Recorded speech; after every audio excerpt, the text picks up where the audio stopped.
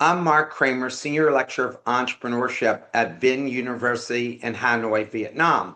Today, my guest is Sam Van, who is a serial entrepreneur and financier of companies around the world. Sam is a St. John's graduate, and I love St. John's because my daughter went to undergrad in St. John's University as well. And Sam has an MBA from Cornell, which is one of two co-founding universities that worked with VinUniversity to launch our school. Sam, so glad to have you today. Why don't we get started by you telling us about your journey, about how you went from Vietnam to New York to doing what you're doing today? Right. Well, thank you, Mark, for having me on your show. This is incredible. I share what I can. Growing up in Vietnam at the age of 13, at the time, 1986, is quite struggling for any families, whether you're from the north or from the south of Vietnam. Family decided to move to the U.S. For better life. Grown up through a single mother, managed three kids, naughty kids, I must say, and went to the school, landed in New York, educated throughout the New York school system, and also hence went to St. John's University. Did my time in the financial industry, fell in love, learning about uh, concepts about interest rates, inflations, trading, equity ownership. Didn't really know exactly what they are, but really enjoy reading the market pulse every day. And at the same time, the right around the late, I would say 1990s, in the beginning of 2000, a lot of the financial media started to pick up, like the CNBC and Maria Bartiromo.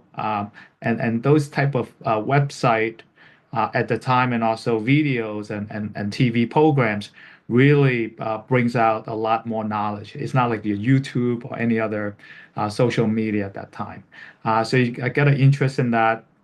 And then after St. John's or during St. John's, the opportunity being in New York opened a lot of doors, allow you to be in the field of finance. So I was working part-time at places like JP Morgan, Morgan Stanley, and a few others to really not only do you study, but you also apply the experience that you can at a very entry level in any financial firms. So you start picking up vocabularies and you're trying to learn as much as you can and consume every little piece of information you can. You probably can't make sense out of it. But later on in life, as I start after graduation, join the New York Stock Exchange through a really rigorous program in terms of selection process as a regulator and as a youngster. The funny thing is, when you're dealing with member firm as a regulators, you ask them any question and they'll answer to you, whether it's a good question, not so good of a question. So I tend to ask a lot of not so good of questions, and they're willing to open up, they educate, and they learn, and that's one way to really grow up very fast. I entered the market right at the same time as the September 11 that happened 3 months later, and that really changed the nation and changed how financial firms behave, record keeping, as well as the anti-money laundering movement, as well as many other monitoring surveillance system are inputted as part of the innovation after 2001. So we'd love to talk about that as well if that's something that the audience are interested. What happened is after a few years, in 2005, I had this great interest of international business. New York Stock Exchange was opening up for attracting entrepreneur companies, state-owned company coming to the U.S. market. Sometimes luck have a way of creating career for people who might be interested at the right time. So I joined the international team under the guidance of Madhu Kannan and a few other leaderships there. He's also very young, very ambitious. He is now the head of corporate strategy for Uber. Um, and I got a chance to learn a lot from his entrepreneurship. And we have a very small team, and we had fun, able to bring company from Asia to the U.S. market during our time from 60 to 180 company were able to build from all 15 to 20 Asia-based countries. Uh, so as I look back during that time, not only do you do business, but you also deal with global leaders, politicians, and governance bodies. And you have the chance to really speak to the brightest mind how they want to use capitals as a way to infuse and help the entrepreneur um base in the home country to really expand, hire people, provide greater services, introduce technology into the home country? How do you build the ecosystem in terms of stakeholders, communities, and service the world? And at that time, a lot of Asia company coming from China have benefit a lot from going to the market for IPO as well. And during this time, I kind of, as a Vietnamese roots, I kind of say to myself, Vietnam can really benefit from some of this ambitious plan as you see from neighboring countries.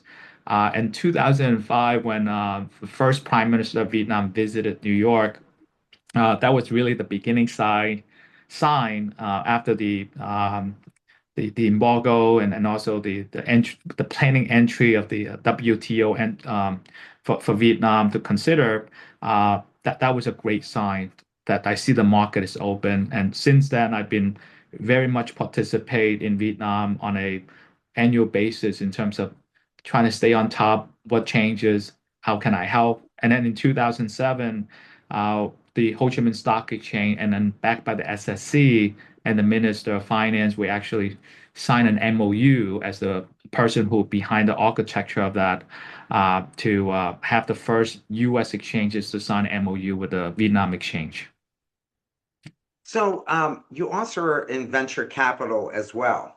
Yes. And so what how do you look at the opportunities in Vietnam right now? Because I think Vietnam is on the rise, but they're still way behind Singapore and China and some other countries around the world. We only have four unicorn companies in Vietnam.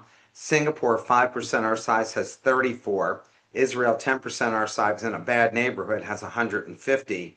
I don't even know the total number in China. South Korea has a number, but usually they're like a large company kind of culture in South Korea as opposed to entrepreneurial. But that's the next step up in the evolution of Vietnam's economy. So, how do you see venture capital getting involved in boosting the number of unicorn companies and for Vietnam to be a creator of products and services that are marketed to the world as opposed to being builders and manufacturers of other people's products where tariffs negatively Right. affect the country. Yeah, that's a lot of content in that questions, right? It's essentially an ecosystem. So if you take it back a little bit, some of these unicorns in Vietnam, as a result from when the country actually opens, like VNG is a great example, and Yep. then you have also other Masan and few others as well. And I think these called the national flag champion type of companies mimic what of that in South Korea, right? For the chaebol.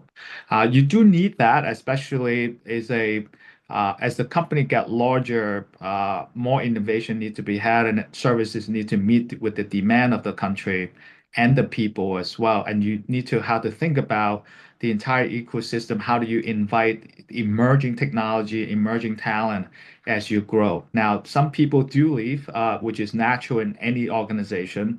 And how can Finder partner with this exiting talent and kind of say, rather than seeing you as a competitor, how can we fund you that idea? Hopefully, there is chances we can work and collaborate together. FUT is actually quite good in terms of building many great alumni and able to now, if you think about the last 30 years journey, 40 years even, from a few great minds come together from a soccer game and have sharing one single computer and able to build a service now servicing global clients as well as various industries that they service.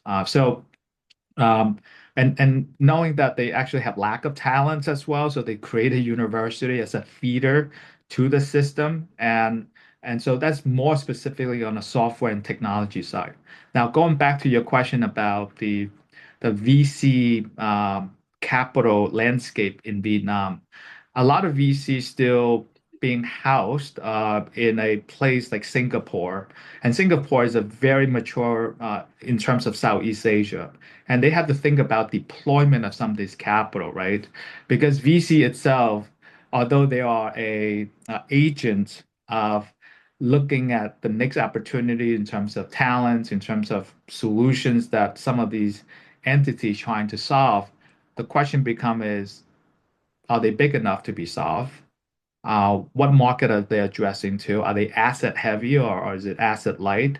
What sort of difficulties are they looking at in a specific country with certain specific language, depending on the sectors?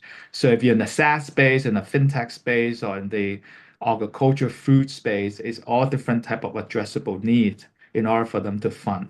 Now, VC journey is always the C capital, maybe as much as Series A, but beyond that, as these companies trying to prove that there's a runway, how do you help grow the business? The way I think about the collaboration is not just only VC, but it's also the PE and the growth fund.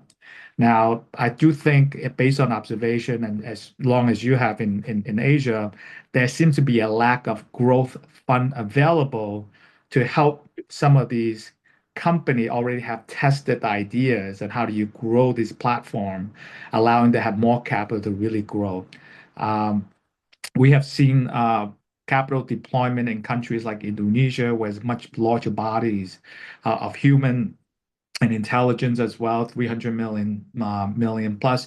But sometimes, besides the business model, there's also integrity issues, right? When you have certain integrity issues as an impact, then you're starting to see that spread virally across entire Southeast Asia. So if I'm a VC as an investor representing a deeper pool of LP that trust the VC to make that investment, if one is okay, you kind of diversify, you recognize the risk, you write it down. But if there are multiple repeating opportunities, then you could potentially, as a VC, be at risk as well, right? Because you have your accountability and fiduciary responsibility to your shareholders. Now, large and large, I do think that in the market today, there's not shortage of ideas in the Southeast Asia area. And you're also looking at the demographic growth, the GDP growth, and how do you deploy those capital to meet those demand. Oftentimes, I find in countries like Vietnam or even like Thailand, these ideas tend to be solving very much domestic because that's where most of the founders recognize the the problem need to be solved and they create a solution just for that. But sometimes those solutions relatively small as compared to a much larger region. A lot of founders all across Southeast Asia haven't really figured out how do you cross from the developed Asia versus the emerging Asia. So you end up resulting from larger companies actually looking into a country like Vietnam or Thailand or Malaysia and having the right resources to able to build out a branch and build out a business, build out the infrastructure is because they have resources, right? They have the people, they have the talent, and they have the capital. Now, with those risks, even if there is a write-off in the event that the business doesn't pan out, to some of these business decision makers as part of the strategy and market expansion, it really just an expense item that write off, right? That don't necessarily impact too much on their revenue, net income after all the taxes. So essentially, their shareholder will foot the bill a little bit. So if you're larger companies, you have that opportunities. Now, when you're a smaller company building from the grounds up, all you have is expenses, and then dependent on the VC capital. So I find that is a little bit of a solutions that need to solve, and this is where the PE can also help identify the promising one and willing to take that opportunity to fund some of these company to continue nurture their developments. I know it's a long answer, but No, no, it was a substantive answer for sure. What do you see, or what potential does Vietnam have? Like, what industries should Vietnam be focused on that investors would be interested in? right. I think currently, if you look at certain emerging models, I tend to look at if you remove the barrier in terms of borders, and ideally, if you look at some of the countries like India or South Korea, Taiwan, or even China, you're regional, including Singapore as well. Now, I recognize each of these countries have its own advantages, and I find that in Vietnam, as I travel across the countries from Hanoi to Da Nang and then also to Ho Chi Minh City. And what you find is the infrastructure. And I think there has been a large conversation about how do you build, and you see that through constructions. Hanoi, more specifically. So when you think about building infrastructure, what does that mean? Is it housing? Is it road? Is it bridges? Is it marine? Is it aviation? And how plan to have to support some of this infrastructure? And the beauty of infrastructures are that you invite a lot of capital coming in. The material need to be created to input into this structure. But more importantly, it's the talent. You use every layers of the society and the capability of talent, including the Western's capability as well. So, the architecture behind it, the technical people behind it, the knowledge base, and then also the economic feasibility of that. Someone have to plan out the budget. So all different professional class actually have to come together. How do you think about the infrastructure? Now you can go to as low as the labor in terms of building, right? The person who actually day to day have to face the rain and the weather and have to put all these cement and things together and really build it from the foundation. And so you see that in terms of the scale that it needs to able to lift the economy. Now, along that, you invite innovations as well, right? Because each part of these development will require certain type of technology, and if you don't have it, you have to build it. It could be material, again, like metals or some sort of new material need to be formulated in order to sustain the longer term and weather impact. And and as you look at some of these infrastructure development, it also support local business as well. People who are on the sideline in some way may not participate directly to that infrastructure project, but you have people coming and develop. So what do? They have to eat. So they actually spend on the services. They have to stay where they need to stay in order to come back the next day to build it. So if I think about advancement in a country, you have to go through stages and stages. That will probably be the forefront of being innovative. Now, yes, you have manufacturer coming in, you have other multi-corporation will come in as well, on the electronic side, like Samsung, SK. Sometimes you have Japan as well, like Nidec and all that build the small little motors. You have Intel from the US perspective for testing of machinery. They see Vietnam as more of a producer market, as a place where it can benefit globally.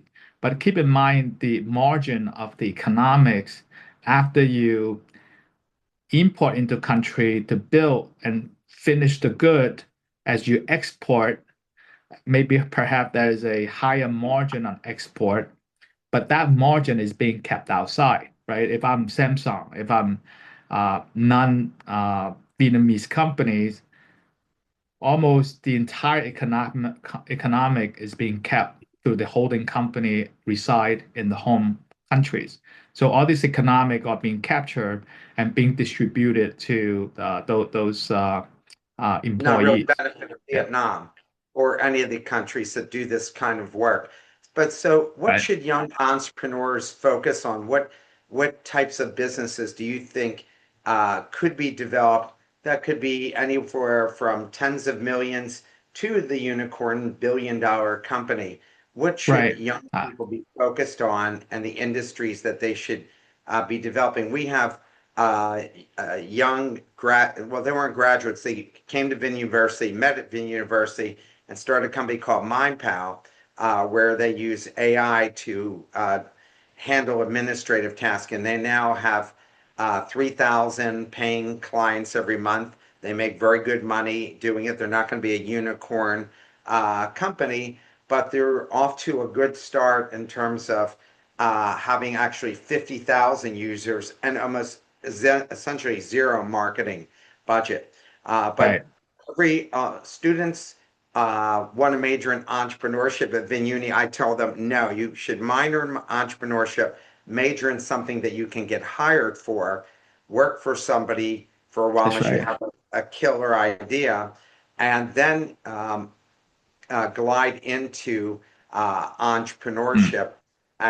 So that way you're covering your downside as well. But I'm wondering if you're talking to my entrepreneurial class, and you are going to be talking to it, um, what what things should they be focused on? What industries will be attracting capital where they can build substantial companies, and then people who become wealthy from those companies branch out like they've done in Silicon Valley and really create this movement.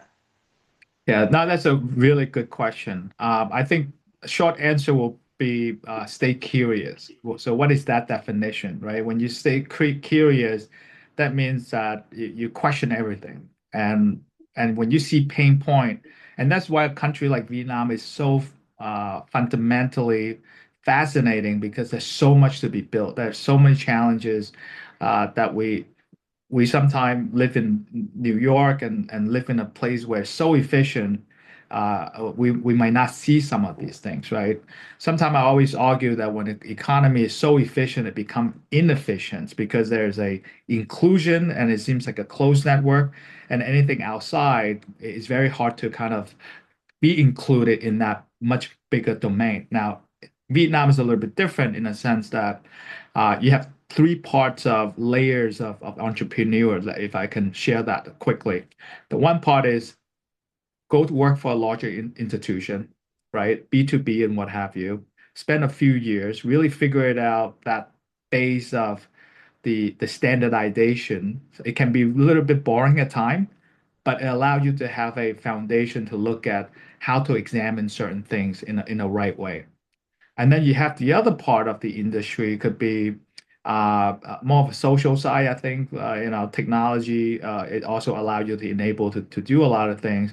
The trial and error. It's just like a biotech lab, right? Just because you have indications, but you have to kind of go through that clinical stage to kind of find its roots.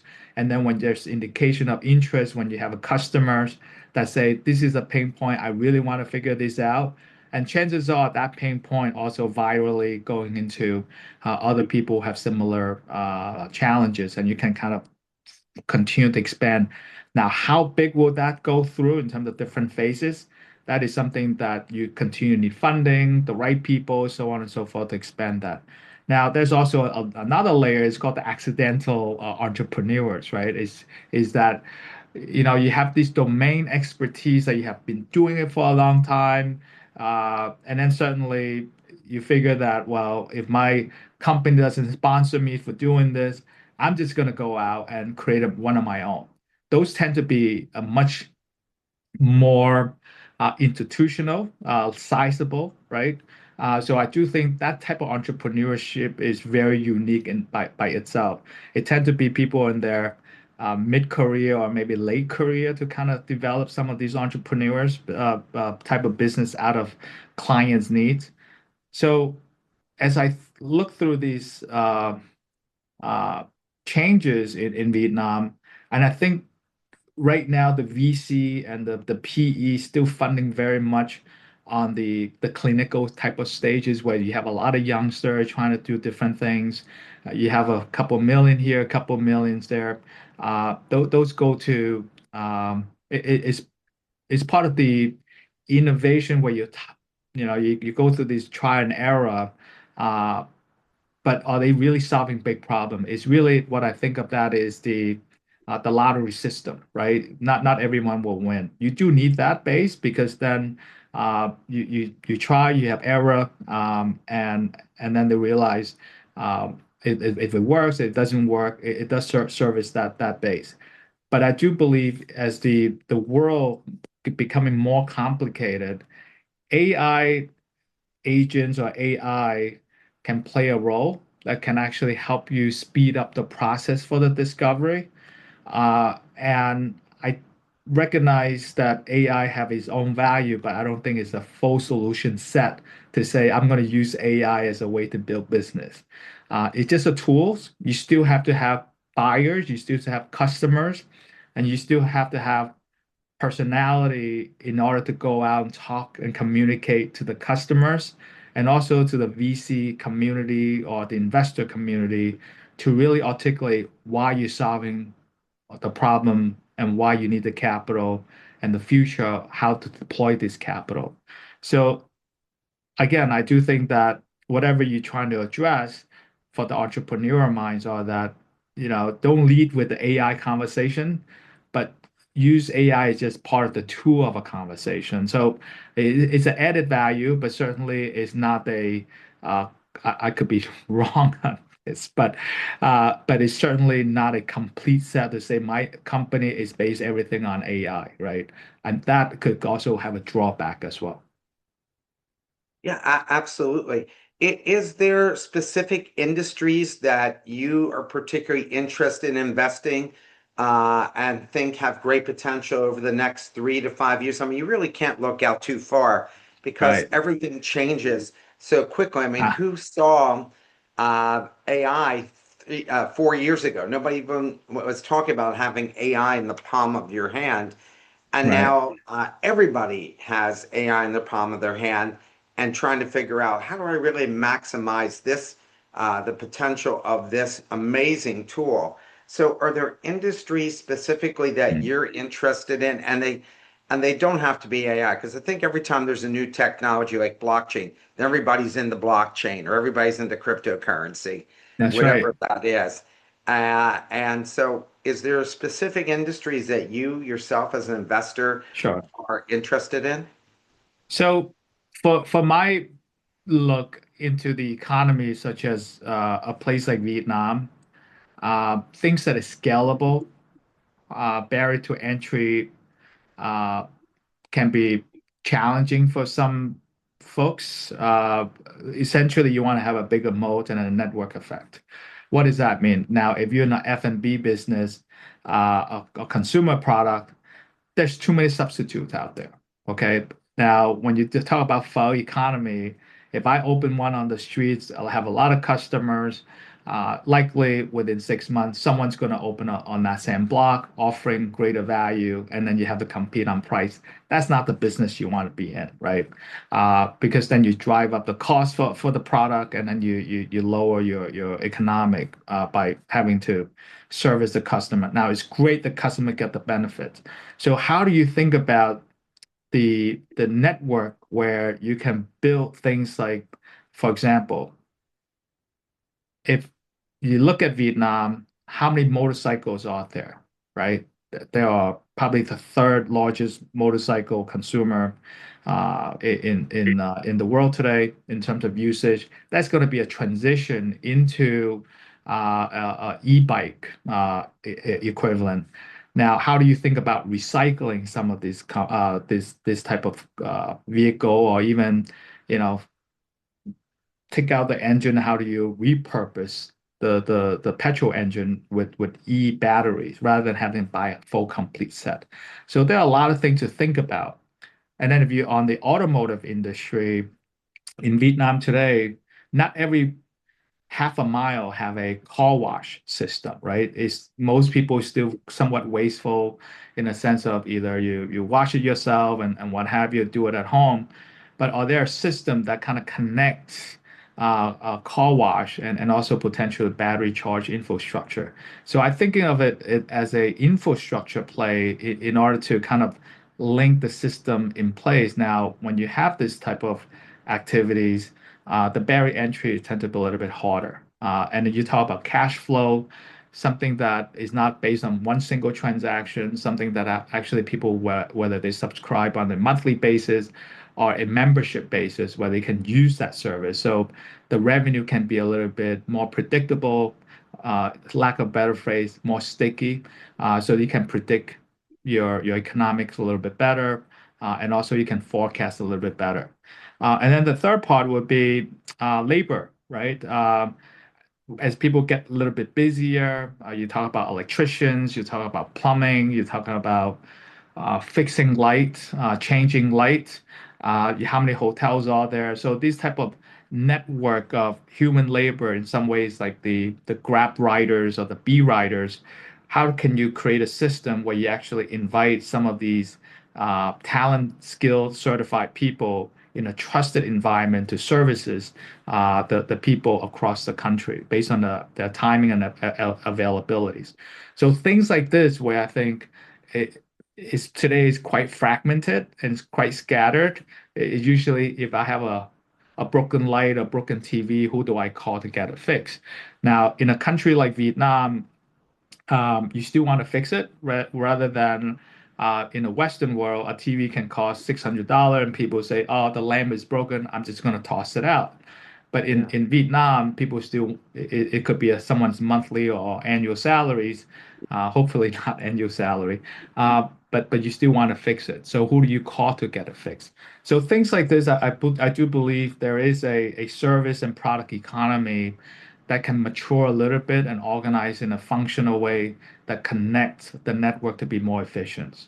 So that is just the basic of the uh, focus. I say opportunities are there.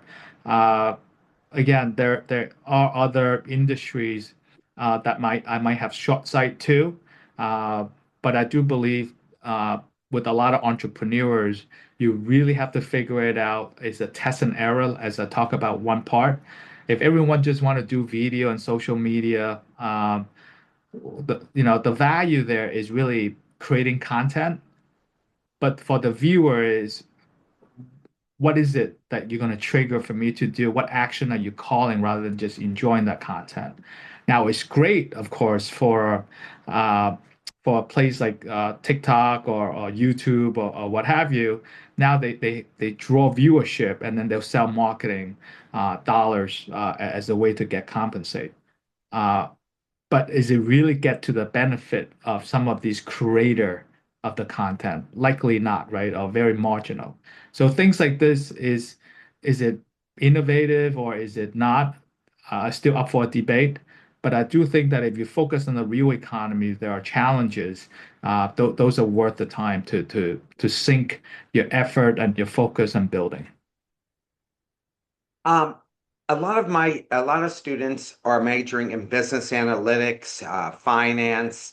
The parents are telling them, "Oh, business analytics." But I'm concerned now that Mm. with AI doing so much of the work, what majors should students be thinking about going into? What profession should they go into that will use AI as a tool, but not totally replace them? Right. What's your thoughts on that? Right.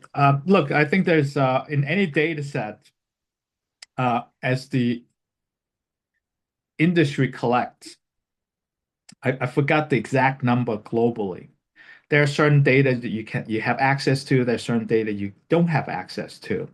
And of course, there's also ghost data. A lot of people don't talk about, right? And with any data is, when you have AI, that tends to be the interpretation, the analysis result from a raw data set. And how do you clean up the raw data set in order to get into a clarified functional use data? Now, each of these raw data set normally come from a different unique database. Some of you have to pay for, some it could be public. Now, the public information tend to be, well, it could be dated, not current, and so on and so forth. And then if you're looking at the capital market, for example, some of these real-time data you actually have to pay for because they're very expensive. Consumer insight information, company corporate reporting, that type of information. So I do think that for the student who study finance, it actually will be more useful to be able to build tools to able to analyze and be as harsh as possible in terms of quality of this information. Because also there's a lot of the ghost data that usually AI will not be able to predict or even capture. And what are these ghost data, for example? If you go into a shopping mall and you want to look at a store, let's say Costco in the US, you look at the revenue, you look at how many people going in and going out on a day-to-day basis, and on a quarterly basis, you collect the information that's publicly reported, and then you look at their suppliers, how much sale volume and so on and so forth that going into that quarterly report. This information is stale. This information may not be accurate. So what do? You can actually have a oversight. You can either have a satellite to look at day-to-day observance of how many parking garage of cars being parked in that facility.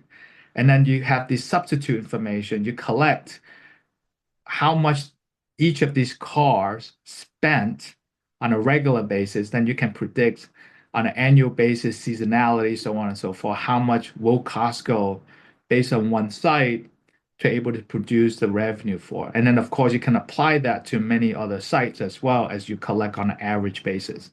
So there are some ghost data that might be missing. So I think if you are a entrepreneurs, you have to figure it out. Okay, this is what everybody knows. It's not so unique about it. Maybe there's some insight, maybe some quick look. But if I really want to be super intelligent about some of these things, is I would look at the ghost data. The ghost data are usually addressable 30 to 40% of the decision-making process, which also include the policy. What are some of the incoming policies that will be in place? Even product changes in terms of sugar content on other stuff or chemical compound that get into the food, or even tariffs, right? Some of these debate about tariffs. So if you're collectively able to organize it and able to solve these things with more clarities, there is a business to be had if people willing to pay that premium on top of what they normally would pay for. Well, I have one last question for you, and hard to believe that the hour has gone by so quickly. Uh, my last question for you is that you're coming out with a book. Tell us Yes. what that book is about. Yes. Thank you for that, Mark. So the book is really a self-discovery, trying to learn about Vietnam the last 40 years. As a youngster, I kind of got a lottery ticket being in the US, educated in the US, and come back later on in life as an adult. A lot of things I miss, right? And over time, I built enormous uh, uh, base of friendship and also able to see the country changes, but I always felt a little bit missing in terms of the depth uh, of people who live here who are able to support and build and the challenges that they go through. So having this opportunity to kind of write a book to really collect the story of the last 40 years and people who actually coming from all different nationalities, right? From the US, from Australia, from the UK, coming back from Ukraine, Russia, European bloc from school. Also some VQ as well, where people who have gone abroad and come back to Vietnam, and also native people who actually have lived in Vietnam and built business in Vietnam, seeing all different aspects of their personal development, insight, as well as building the business that they're building. It's a way to kind of learn about how the country have changed. The fact that we have this dialogue is an evolution of that as well, right? In terms of communications about Vietnam. So for this particular book, what I really hope to amplify is to communicate with people who are interested about Vietnam. Vietnam is a place for inclusion, all different nationalities. And if you have a dream, if you have a hope, and you have a purpose, you should think about Vietnam because, again, go back to the foundation of Vietnam today. It's a lot of challenges. It needs to be solved, and it needs to be dedicated people on the ground to really solve this problem. You don't feel that it's someone that you have to do it by yourself. It's a community. It's good to have a conversation. And lastly, the book, I always, one of the challenges I find is that we can include millions of people who does it every day, but we can't have a book with too thick. Otherwise, people will not read it. And then the other part is people don't read as much as um, before internet. So actually don't encourage people from reading page one to 164 pages from start to finish. So I always say, look at the book, look at the chapter you would like to consume, and look at the profiles that resonate well with what they want to do. So this way will give you a little bit of a appetizer, little insight, and also more of a personal purpose and goal, and kind of say, this person have gone through these challenges, this struggle, when tools weren't available, when the rule and framework weren't perfect at the time, but they make the best of it and they turn the business and also their individual motive to where they are today. So that's really why this book is being created. Well, I'm looking forward to reading it myself. I'm looking forward to interviewing you again Thank you, about this Mark. book. I think it's such a needed book. And I'm excited to have you in my class tomorrow, in my introduction to management class twice tomorrow. So, and judging our high school entrepreneurship competition as well. So, Great. everyone, have a wonderful day. And it's so glad to have Sam, a son of Vietnam, doing such great things. Thank you, Mark. Thanks for having me. It's been a joy.